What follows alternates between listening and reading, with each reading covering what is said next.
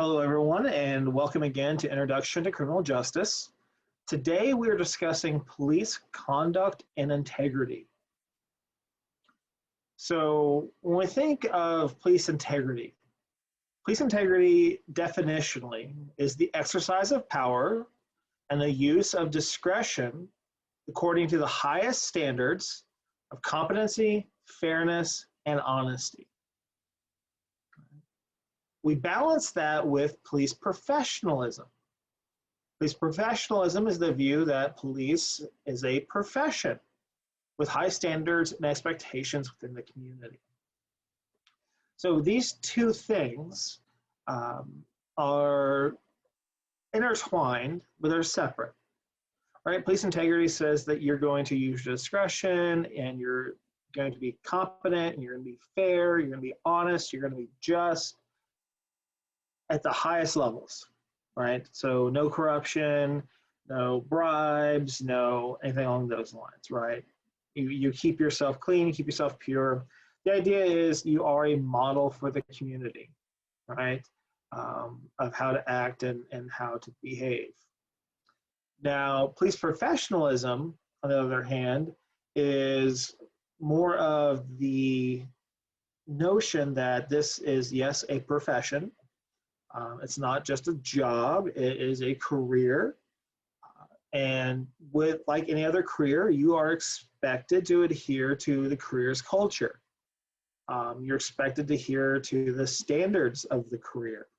So it's like if you're a lawyer, you have to know what you're doing. You have to be honest. You have to be fair. You have to be competent. That goes to integrity, but it also goes towards professionalism. Now, both these theories guide police into carefully screening applicants for police positions and theoretically aggressively removing what's called defective officers through internal policing, also called internal affairs. So if you apply for the academy, you will go through extensive background checks. I've had a lot of police officers graduate from this program, and I have had lots of phone calls from state police, emails asking me to write letters or respond to certain things on behalf of the former student. So make sure you are making connections if you want to go into policing, but also understand that it is very, very, very scrutinized because we expect integrity and we expect professionalism. Now, when some officer is acting in a defective way,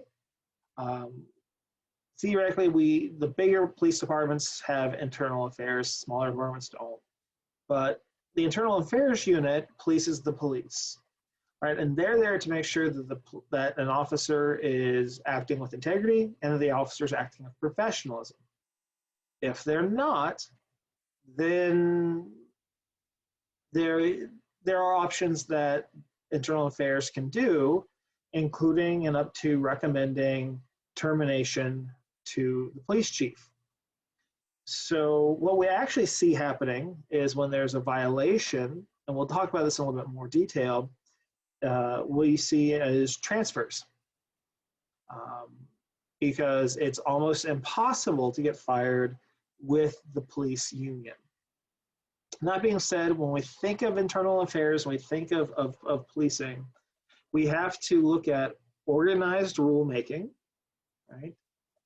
So kind of what the standards are, how we detect, investigate, and discipline officers who break the formal rules, while also circumscribing to the code.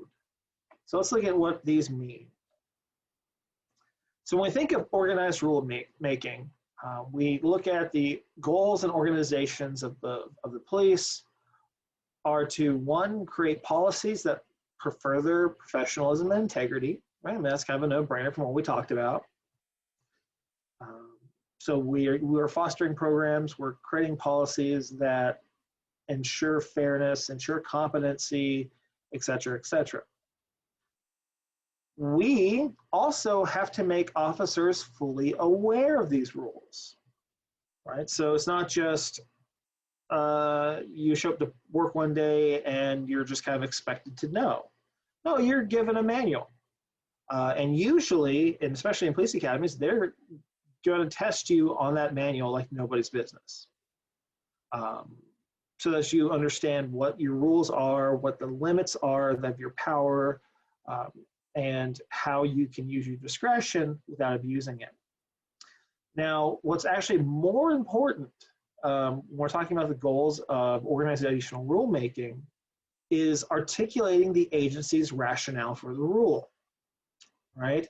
So it's not just that officers should understand that two officers have to sign an evidence bag before it's transported by a single officer.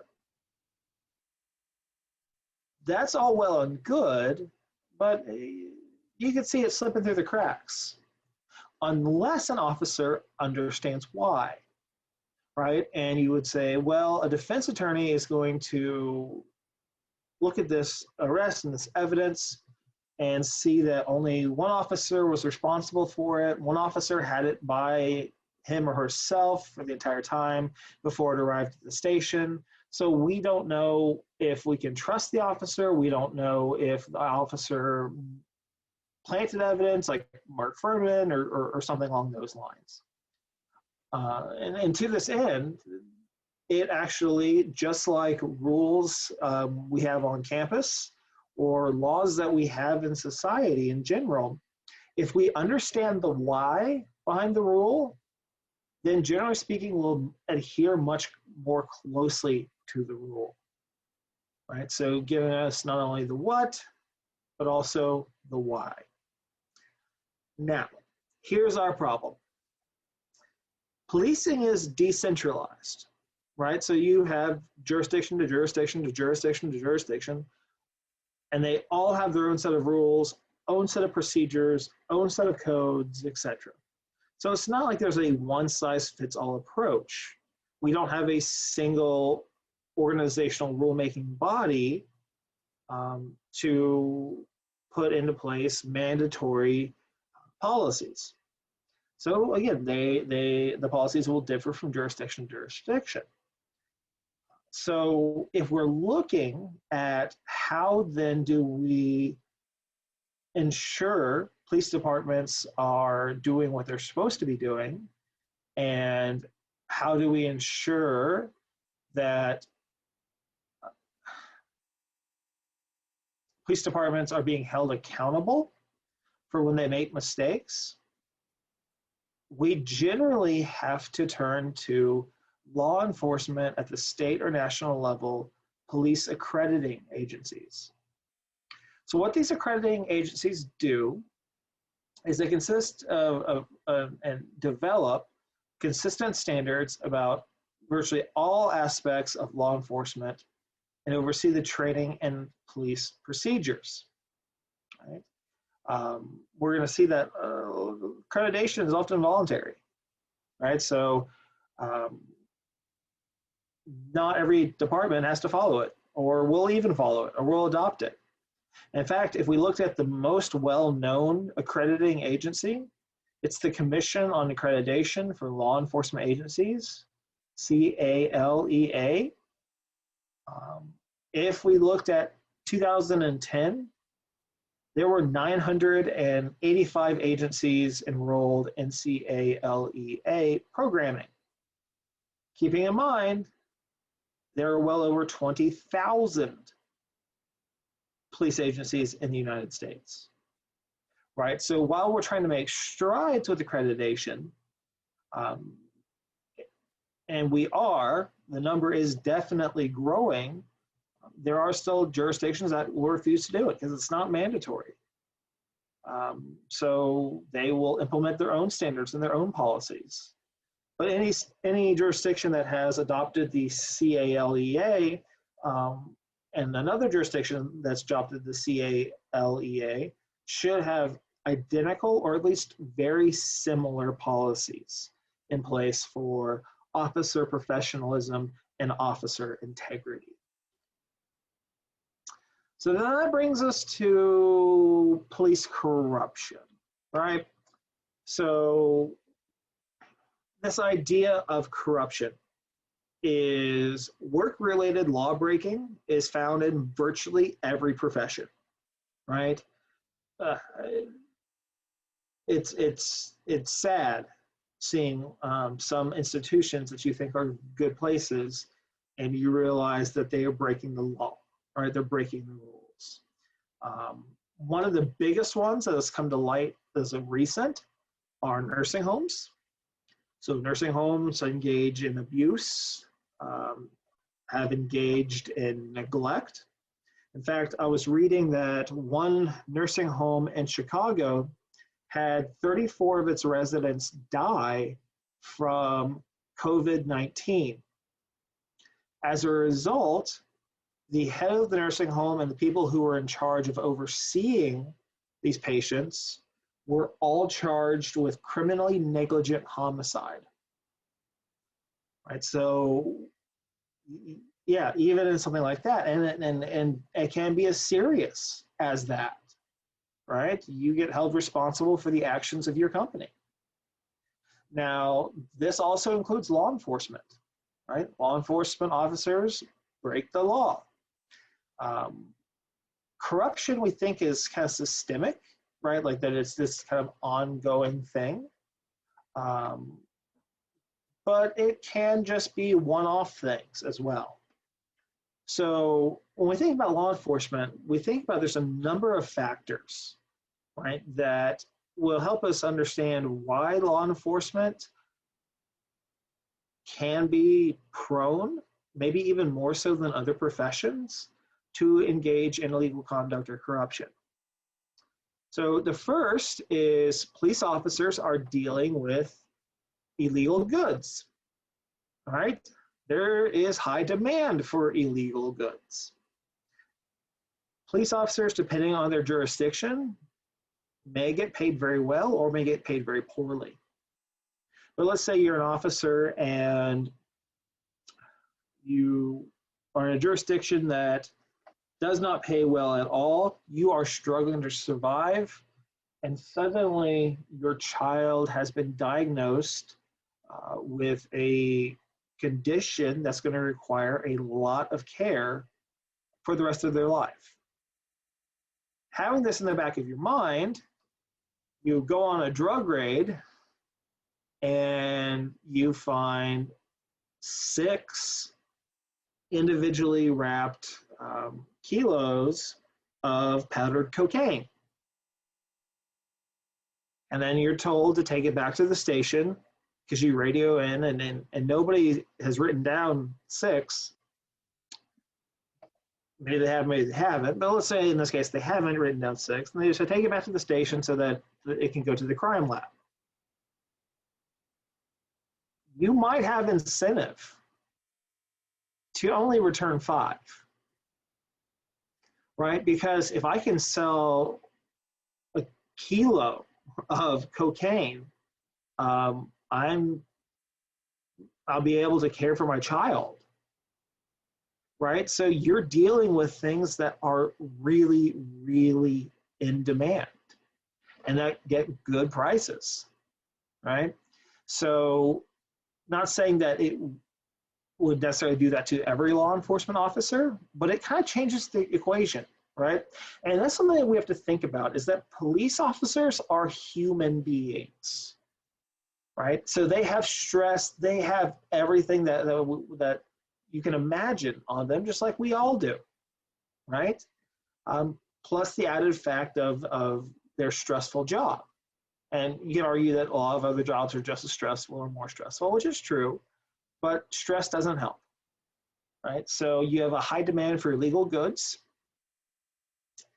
You function basically autonomously. So there is generally a lack of oversight. And because there is a lack of oversight, you may fall into a corrupt category because, again, well, if I take these drugs, nobody's going to know. right? Like nobody's overseeing this. Or if I accept a bribe, nobody's around to see it.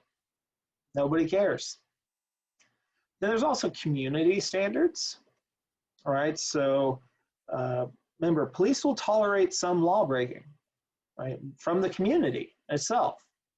Right, that's where they use their discretion. But they'll also have community standards in place within the department, right? So the department, community standards, the expectations of what you can do, from mooching to kickbacks to theft or robbery, taking the cocaine, whatever, will get passed down from generation to generation of law enforcement officers. So you come in as a rookie and you're told to basically observe what the senior law enforcement officers do and mimic their behavior. Well, if you see them engaging in corruption, you're more likely to engage in corruption yourself because you don't necessarily consider it corruption. If they're doing it and they're the role models, then this must be okay. Right? And then we have, it's called the thin blue line. Now, the thin blue line is also called the thick blue wall. So this is the idea that if you are in law enforcement, you do not rat out another member of law enforcement, right? So if you are Jones's partner, and Jones is the one that has the sick kid, and you go back to the station and you see that Jones takes one of the packages and puts it in his personal car, and then you turn in 5 kilos of cocaine. You don't say anything. You pretend it didn't happen, you ignore it, right? And the idea is like you don't rat them out, and if you get questioned by internal affairs, you don't talk. You have a union rep with you and a lawyer with you. It's a whole big thing. You do not rat out a fellow law enforcement officer. Now, this is somewhat a weird predicament, right? Because officers are tasked with ensuring that people adhere to the law. Why should it be any different for law enforcement, right? And you always hear the phrase, especially in a prison context, snitches get stitches. Here, snitches are left on their own to die, right? So this is where I kind of come back to, there was basically a case where this guy, an officer, was in a shots fired situation, right? Called in shots fired across the radio. And usually when that happens, every single officer in that vicinity or in even adjacent facilities comes rushing in, right? I mean, going 100 miles an hour, sirens, lights, etc., going in. Well, this one particular officer had narked on another officer. So when this officer comes across the radio as shots fired, backup does not arrive for 20 to 25 minutes, even though the officers are in the area. One of the officers actually did go through a Wendy's before, like, knowing that the shots were fired, before driving slowly over to the scene. It's the culture, right? And if you're going to be in law enforcement, you have to be prepared for that culture. But it's also a culture of double standards, right? So something that's okay for law enforcement to do, it's not okay for you to do. And to the end, I'll say this: law enforcement, they carry a badge in their wallet, so in case they ever have to like do something and they're out of uniform, they can prove who they are. If they get pulled over for speeding, They open up their wallet, the officer sees the badge and lets them go every single time. An officer's not going to write another officer a ticket. Unless you're like feuding with another department, even then you're still not going to write a fellow officer a ticket. If a citizen did the same thing, they would get a ticket, right? So there is a double standard. And part of this double standard is why we see, especially now, a lot of turmoil when it comes to policing and when it comes to citizens' response to policing, right? This idea of, why is there a double standard? Why should I be treated any differently? Now, when we think about police corruption, right, it is misconduct in the form of illegal activities for economic gain. And it includes, but it's not limited to, these following things. Meals for services. So this is known as mooching. You know, you go past a street vendor every day on your patrol, and the vendor is just a nice guy and likes that you're there and says, hey, you know, here's a free sandwich. Yeah, it's on us. That's on the house. We'll take care of it. You do it once, that's police corruption. What we see is it's usually systemic and you do it all the time, right? And it's kind of a quid pro quo in the sense of, I like to have my police officer around my cart because that means somebody isn't going to rob me, right? So there is kind of a quid pro quo kickback there. Now, that being said, some departments have developed no acceptance policies, right? So these policies literally mean that if you are given something for free or somebody offers you something for free, you cannot accept. If you do accept, you are in a world of hurt. Now, what's interesting is in my college, one of my college summers, I grew up in southwestern Missouri. I worked at the corporate headquarters of Walmart, which is in Bentonville, Arkansas. So it is about an hour and a half drive away. And they had a no acceptance policy to the degree that if a vendor sent over a basket of chocolate or something, you know, as a thank you for a meeting, there was a form that you had to fill out, staple to the package saying that you are not allowed to accept, blah, blah, blah, blah, blah, and then you had to mail the package back. Like there was just no question. Like if you accepted a package, you were fired, right? It's not to that necessary degree when we're talking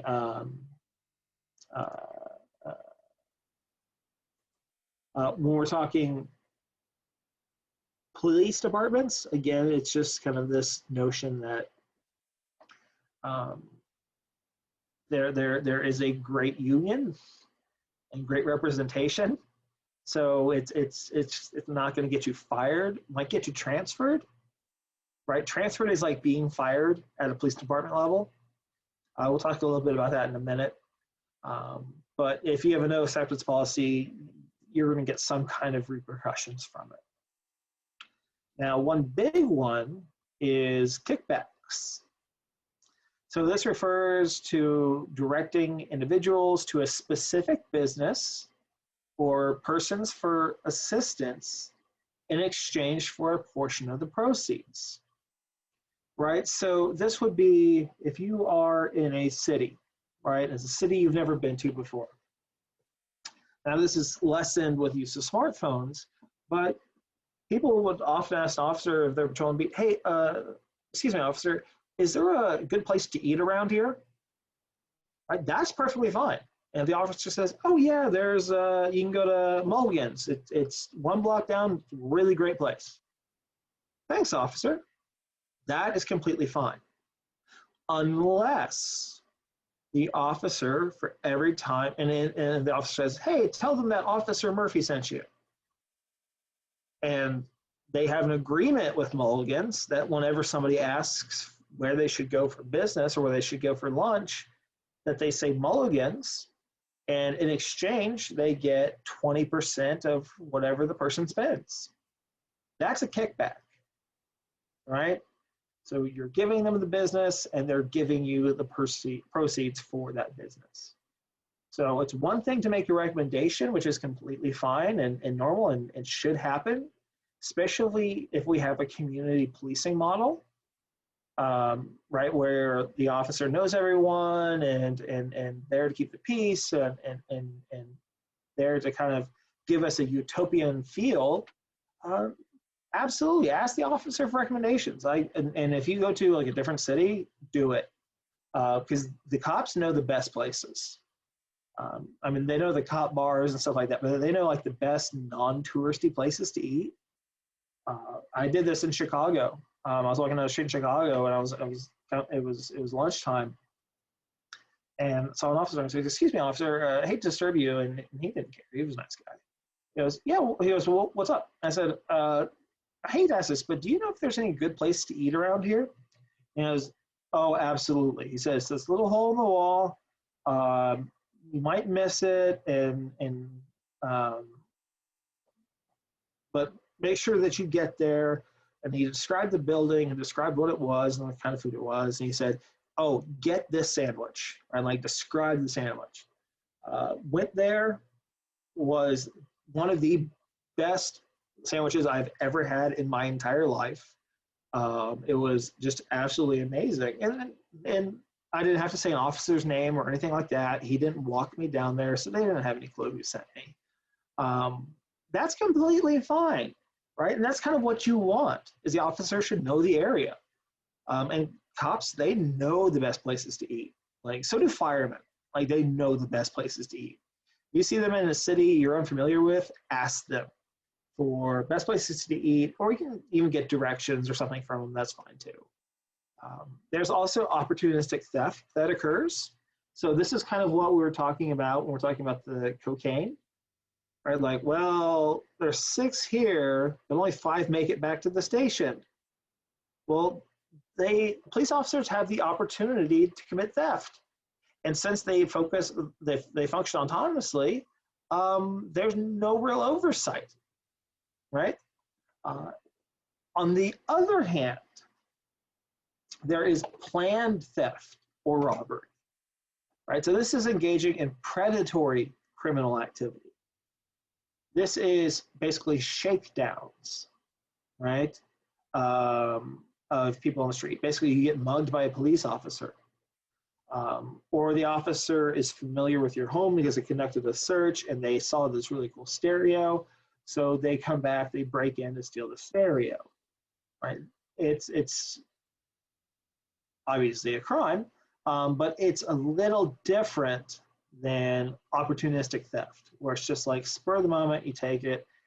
Planned theft literally means you planned it out.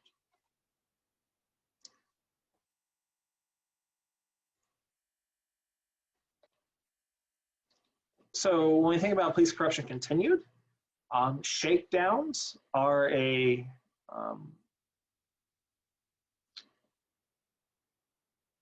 fairly common thing. Well, they used to be. They're not common anymore.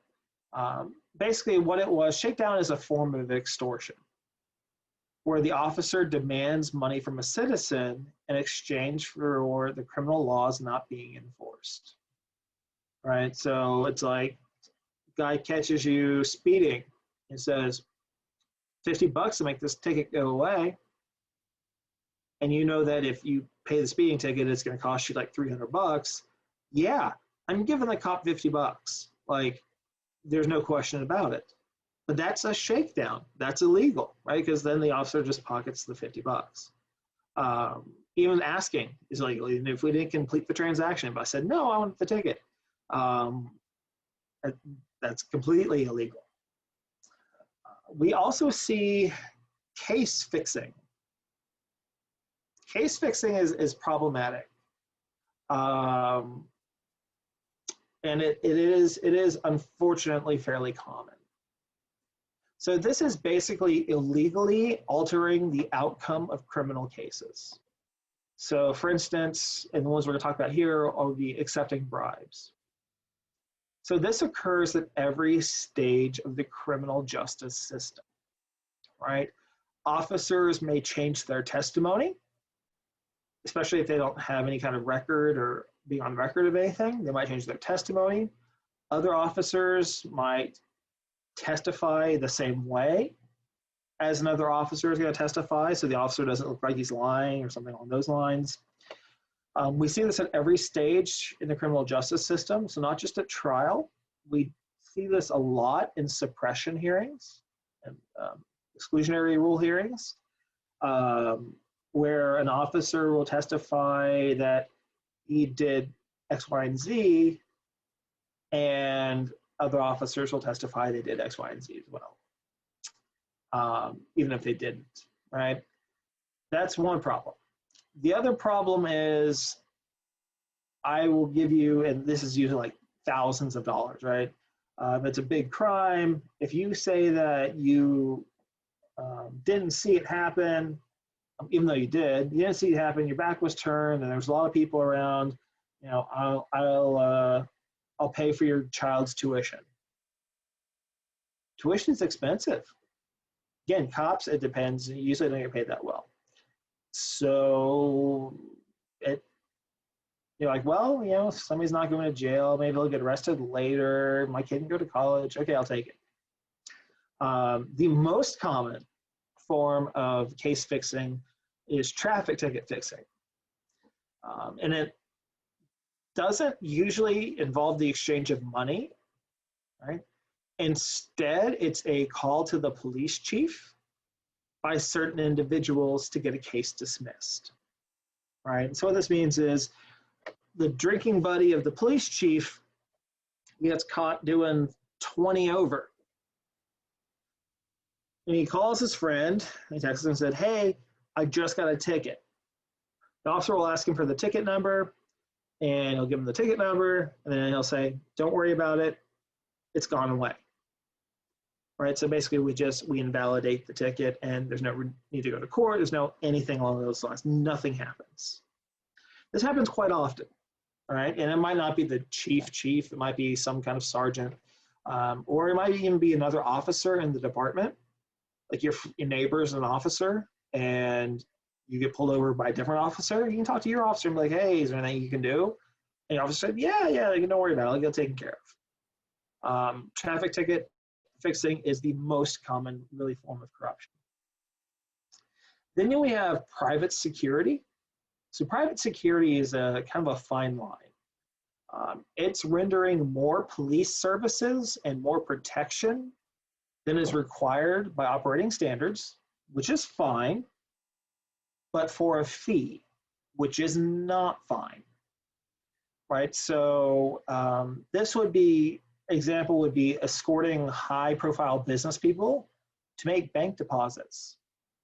Now, if the officer is just escorting a high business profile because they know they have a lot of money they're making a deposit with, and they're just escorting them there, not a problem at all.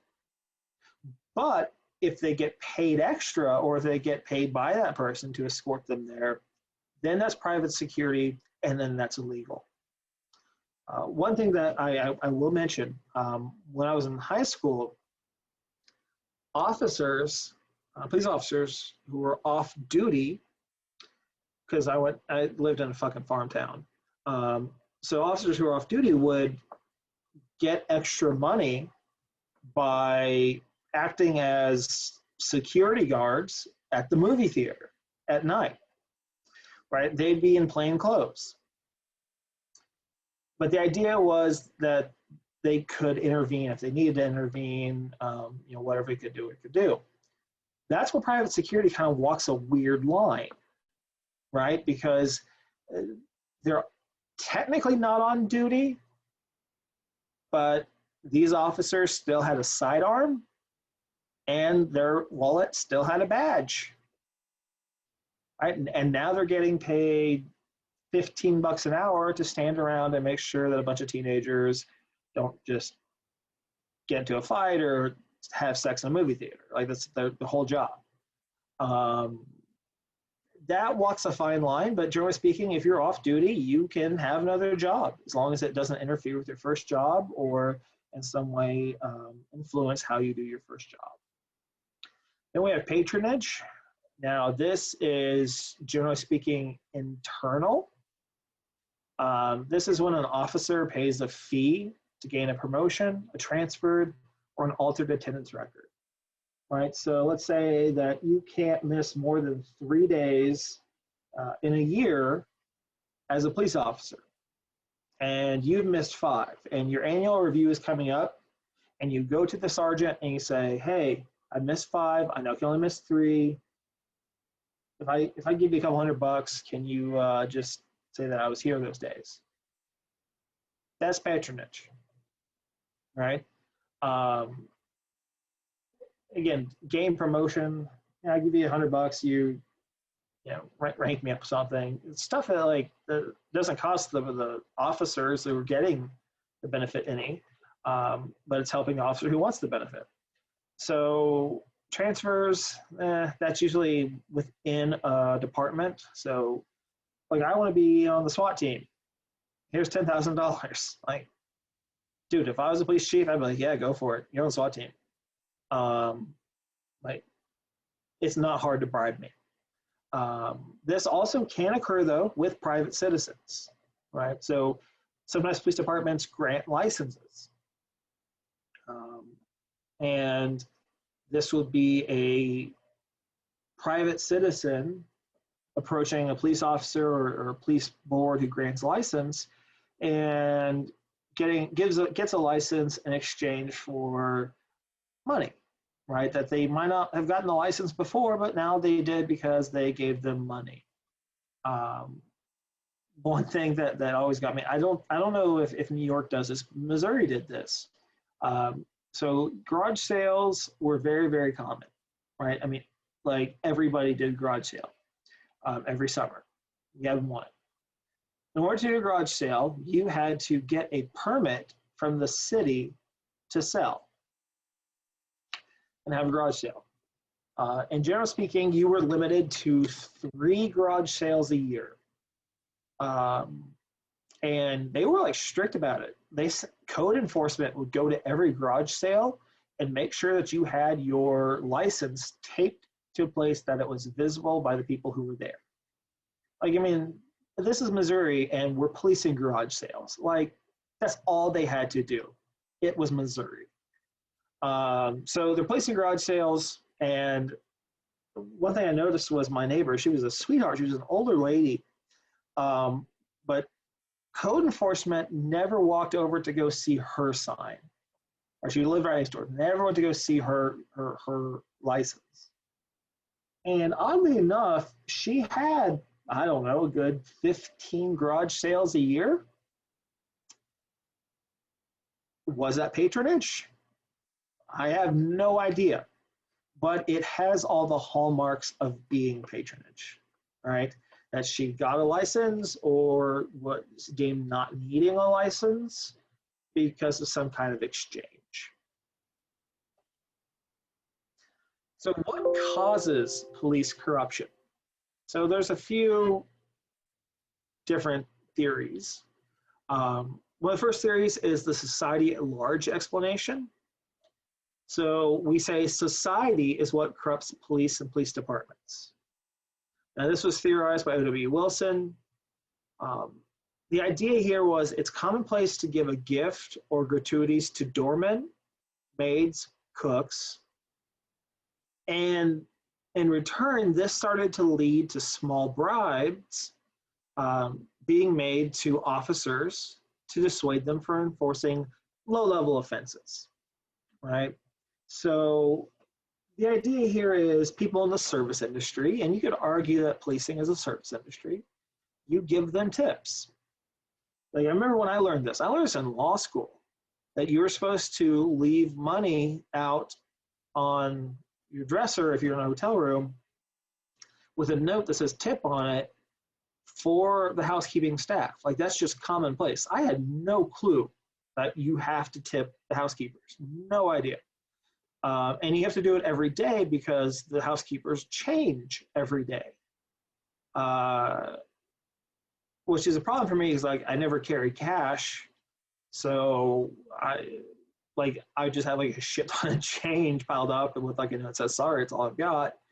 Yeah, I never knew you had to do that, right? Like doorman, yeah, I always tip doorman who carry my bags, right? That's common. But the maids thing is what got me. I was like, I never knew that. So like even at like ratty, nasty hotels, you're still supposed to tip the maids. And you don't tip them by giving it to them, you tip it by leaving it on a certain place with a note. So just a fun fact. But because we kind of have this service industry notion, the idea of a law enforcement officer, he sees something and he doesn't do anything about it. Like it's just a minor thing and doesn't do anything about it, not a big deal. And so you quote, tip the police officer, right?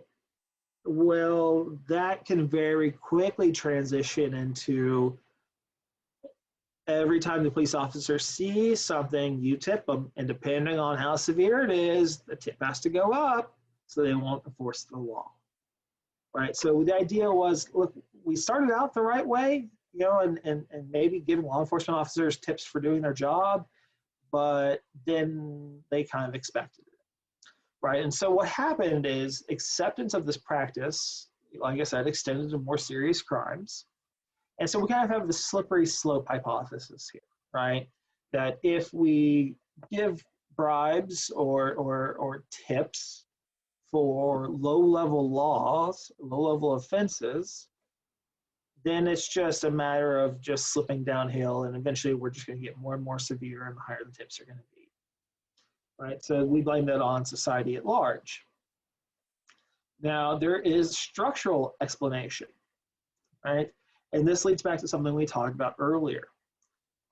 Structural explanation says basically younger officers are indoctrinated by old officers into corrupt practices, and it results in a step-by-step progression from minor corruption to major corruption through generations of the officers, right? And this was theorized by Arthur Niedhofer, I can never say his name,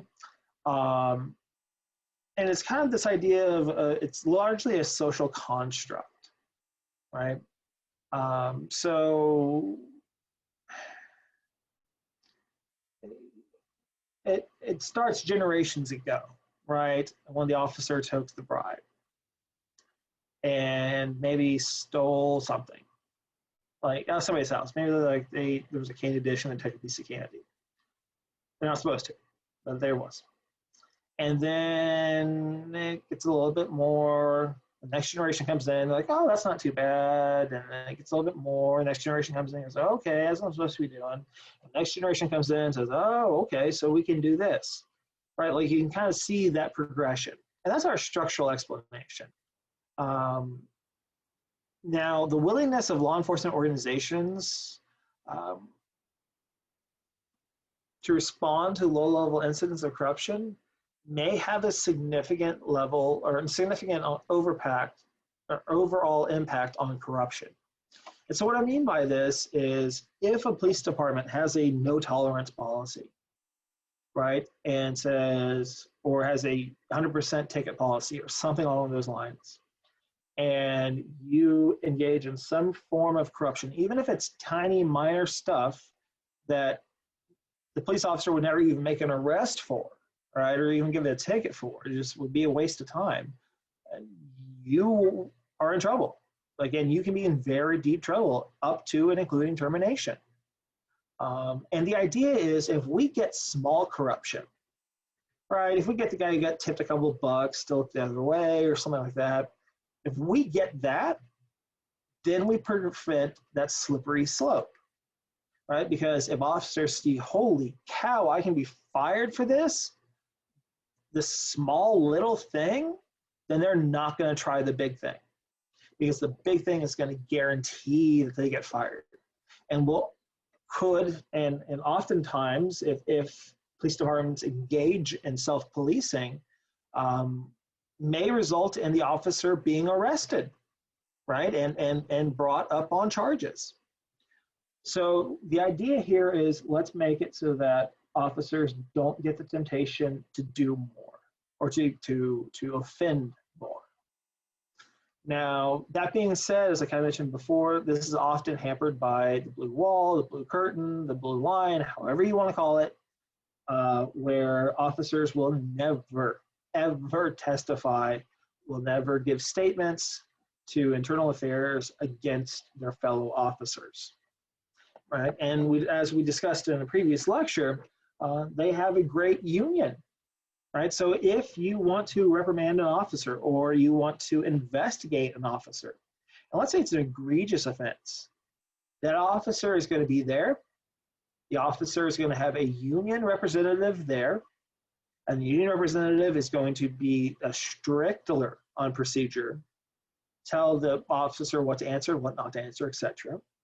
And there will be a lawyer there paid for by the union who will tell the officer what to say, what not to say, etc.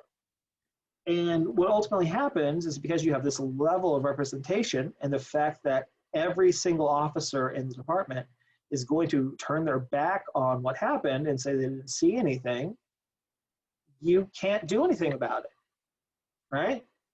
I mean, you can make the allegations, but if you can't prove it, and again, with police unions, they're not at will. So like if this was just at will policing, you'd be fired. Even if we're like, yeah, nobody saw you do it, but yeah, we think you did, we could fire you.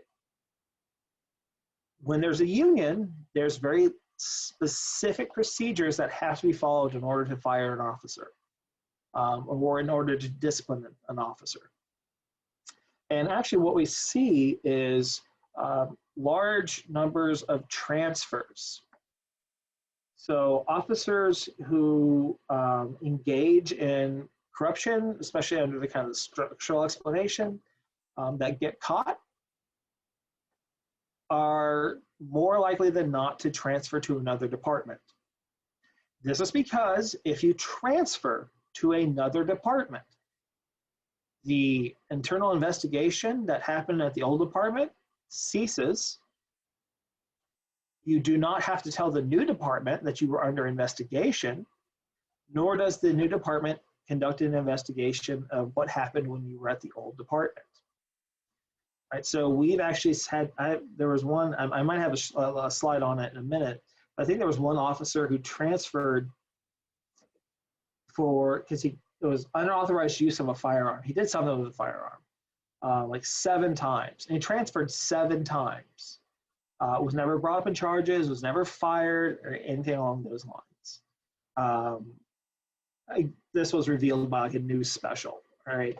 That finally, I guess, maybe led to some backlash towards the officer, but that's what happens, right? I mean, think about how great your job would be if you could just like go to a different place. It's like, oh, I got in trouble in this place, but I'm just gonna go to this other place so I don't get in trouble. That's where the theme blue curtain or the blue curtain comes into play. That's where the union comes into play, right? So there's structural, right? You learn it from past generations, and the union has been with past generations and has updated contracts and updated agreements as we see the corruption get more and more severe. And again, police departments who police and take action against low-level corruption, generally speaking, do prevent upper-level, more severe corruption. And then we have the one that we always turn to, right? Anytime you hear an officer does something wrong, whether they did it or not, but usually if they did it, you will hear somebody, some politician or some representative of the police department use the phrase rotten apples every single time. It is the most, the rotten apple explanation is the most popular explanation of police corruption by police departments, not necessarily empirically. It suggests that the department is honest, and in an otherwise honest department, there are a few bad officers who kind of do things on and operate on their own, right? So, you know, we catch those officers and then we deal with them, but, you know, the department's good. But here's where the problem comes into play. If we do have a few bad officers, moral corruption results the moral failure of just a few officers, and it spreads to others, right? So the idea is, oh, Officer so-and-so, he's driving that new truck. Oh, okay. So he just kind of pocketed the cash he found. Okay. Right, so you can see, again, it has a structural explanation to it if we don't catch it. But the idea here, and this is usually used by police chiefs and commissioners to explain misconduct in their ranks, right? It's just to be like, oh, there's a few bad apples. There's going to be bad people in every profession, including policing. We find them, we get rid of them, and that's it. We have a zero tolerance policy. They say this because otherwise they might feel compelled to scrutinize or condemn the very system in which they're in charge of, right?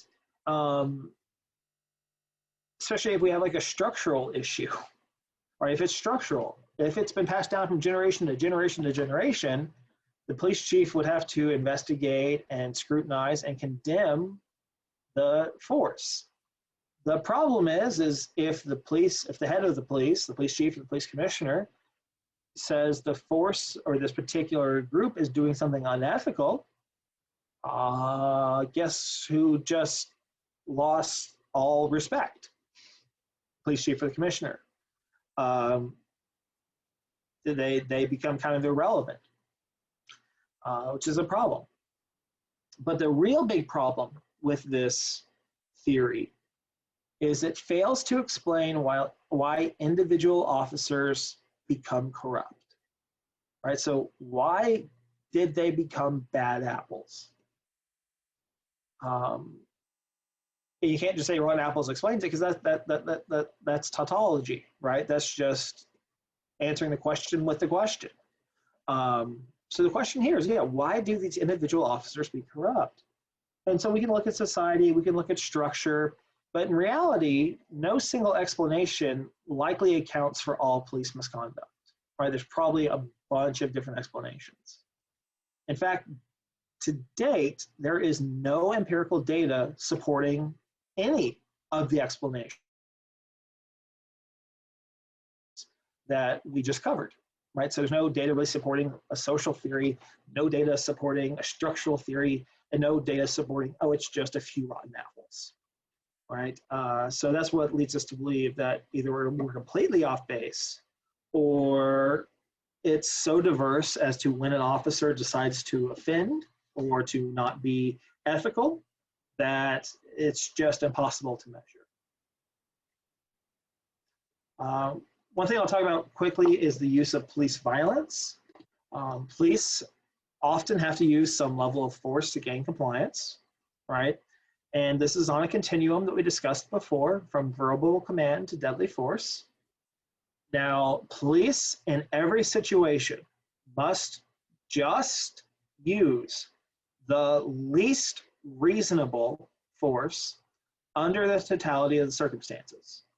All right, so basically everything they knew at the time, they have to use the least amount of force to gain compliance. And then as soon as they gain compliance, they have to stop the use of force, right? And this is what we've seen when we're talking about some of the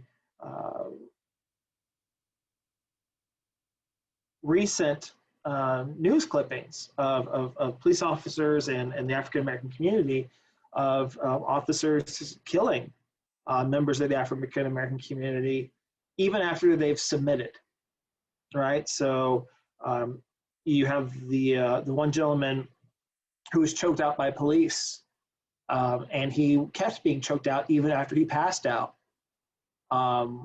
which killed him, right? That's a problem, because that's not the least reasonable use of force. Maybe if the guy was struggling, you grabbed him by the neck and kind of choked him a little bit until he gained compliance, okay. But if you could do something less and still get compliance, then you have to do it, right? So deadly force, you have to basically do everything before you can use deadly force. That being said, there is no data collected nationally facilitating a comparison of justified versus excessive force or police brutality. But it has been the subject of the study of studies, including the Kerner Commission in the 1960s. Now, what we kind of find is that police brutality does occur.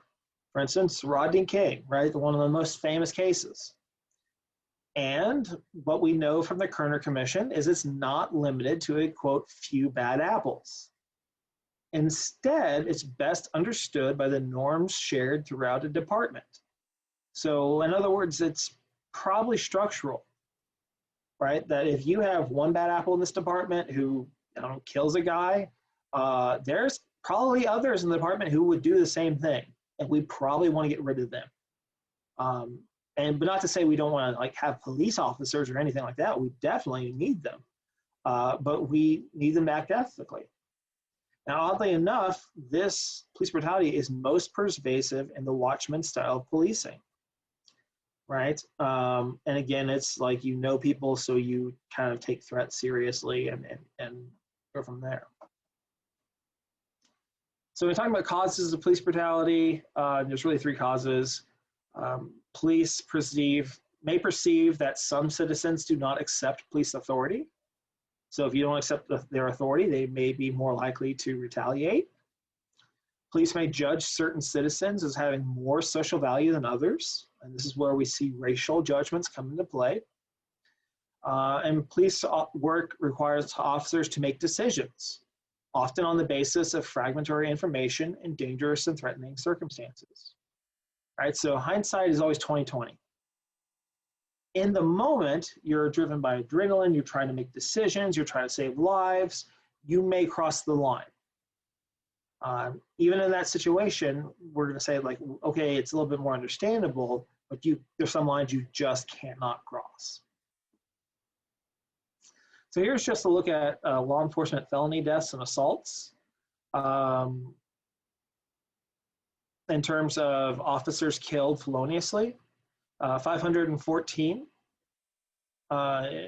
were killed during this study period, and 586,674 officers were assaulted. Again, the majority, as we discussed last time, being disturbance calls, domestic violence. Here is law enforcement deaths by weapon type. Most are with a handgun, followed by a rifle, followed by a shotgun, followed by a vehicle, then something like a bomb, knife, something else, right? So this is why officers are so, I don't want to say gung-ho, but they're so cautious of patting people down because handguns kill so many. And again, not that many officers get killed, but the bulk are via handguns. The rifle, that one always seems to me that has to be an ambush, right? You don't just like take a rifle to somebody's head. Like that's a little different. Shotguns, usually you're going to talk sawed-off shotguns, and then vehicles just running over a police officer or something along those lines. How do you control misconduct? There's a lot of different ways. Legislative controls, so decriminalizing victimless crimes, especially those involving drugs and alcohol. If somebody's high and they're not hurting anybody, let them be high, right? Because if they're high and you start to arrest them, they might trip and think you're a threat, and it just doesn't end well. Look at citizen review boards. Predominantly, these are in small communities, and they review what police officers have done in a case. So if somebody dies in a case, the citizen review board basically conducts a hearing and then makes a recommendation to the police chief of terminate, don't terminate, or something along those lines. Our police chiefs listen, sometimes they don't. And then we have internal controls, remember internal affairs. They investigate allegations of misconduct, allegations of corruption. Anytime there's an officer involved in violence, whether the officer is the perpetrator or the victim, so they lay hands on a suspect, internal affairs has to conduct an investigation. And the same is true if an officer discharges a firearm.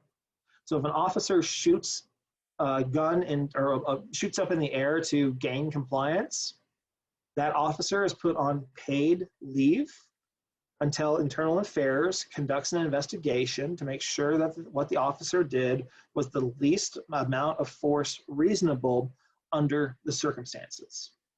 And if it's not, then we start talking about the disciplinary issues. So that being said, thank you for listening. Again, you have an exam for the next class.